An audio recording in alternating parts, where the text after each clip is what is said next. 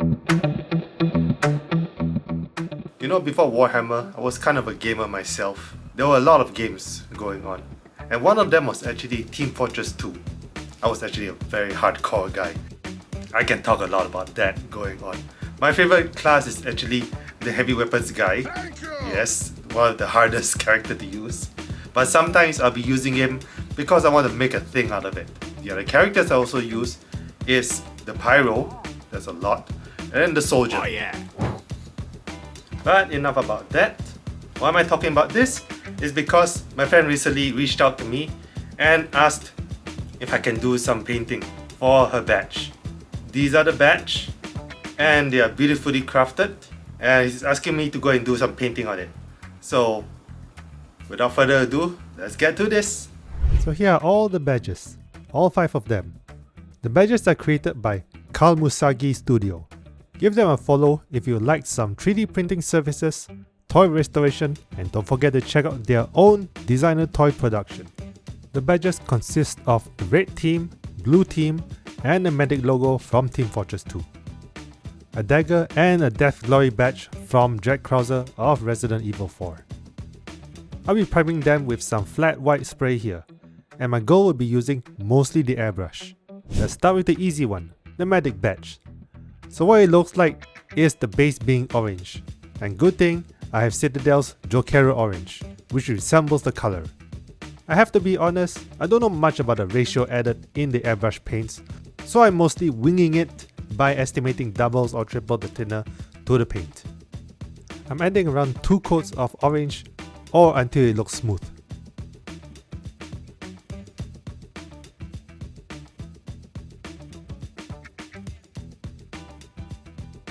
Now for the red, it's Jokero orange mix with 2 thin coats Hellspawn red. So it makes the pasty color. I'll be gliding it with a medium flat brush and it is looking pretty good so far. The method is to direct the paint strokes at the same direction. Once it is dry, some tidying up will do the trick and it is done. A simple batch. Now for the red team. It's almost the same thing for the red color, except I'm using Army Painter's Pure Red mixing with Jokero Orange. Let's airbrush this as the base. This can be a tricky thing as there are 2 tiny words I have to deal with, but it can be managed. So the colors to be added now is Citadel's Ubshanti Bone. I'll be adding as much layers in the area until it looks smooth.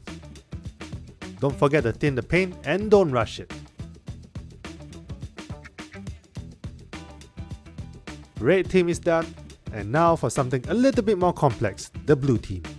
So the blue team has a white part of the logo. I will tape it with some masking tape, because white can get stained by any dark color. So if I were to paint dark color, I have to add multiple layers of white to get the brightness back. And masking it can be the solution. For the blue color, I'm using 2 thin coats Gigawatt Blue and Citadel's Thunderhawk Blue.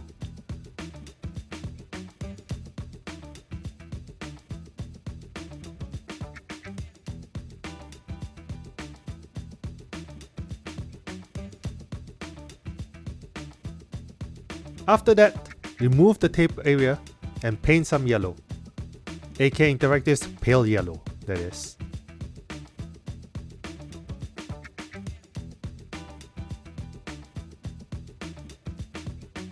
Now that it's done, time to tidy up some white areas.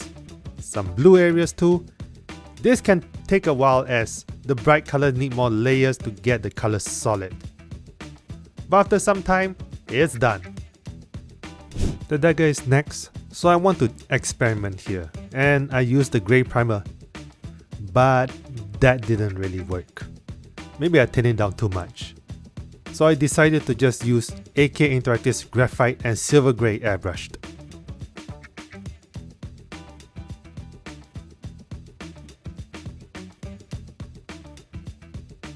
Now the base is done, let's add the silver grey on the blade area.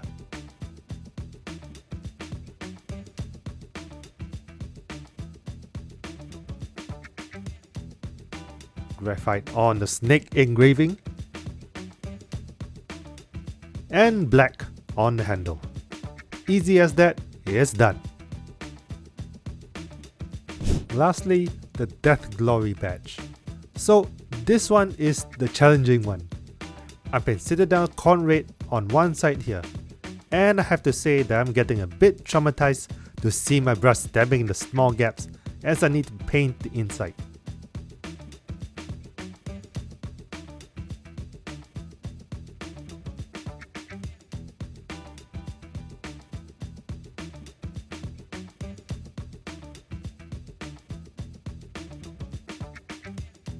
The other background area is Mephiston Red from Citadel. Another one that I need to add several coats.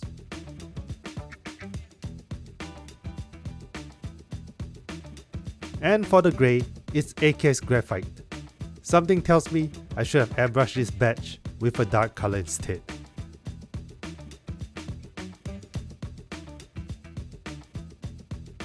So after all that, I add the black color on the side areas.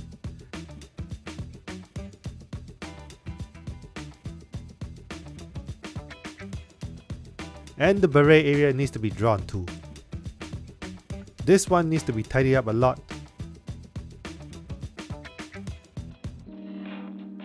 Add white on the words and complete.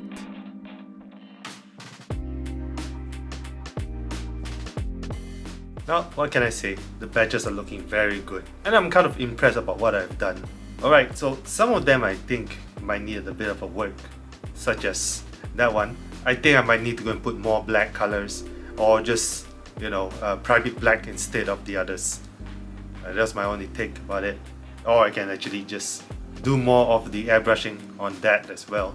But either way, you will live and learn, other things. So yes, thank you everyone for watching. I'll see you guys next time. This is OmniMing saying thank you everybody. Bye bye. This video is brought to you by Underground Hobby Shop. Go to Lazada, type Underground Hobby Shop for all your Warhammer and miniature needs.